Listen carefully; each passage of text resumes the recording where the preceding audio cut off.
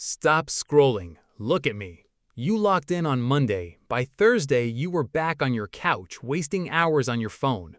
You don't have a problem with starting. You have a problem with staying locked in. You treat focus like a sprint. You work for 12 hours in one day, and then you burn out for a week.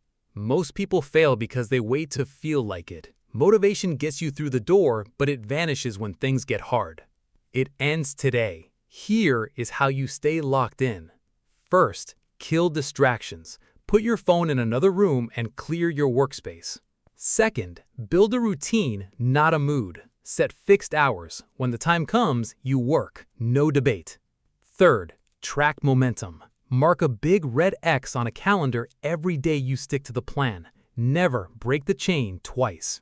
Picture yourself 6 months from now. You didn't quit. You kept promises to yourself. Your confidence is sky high. Turn off this video. Put your phone down. Lock in right now.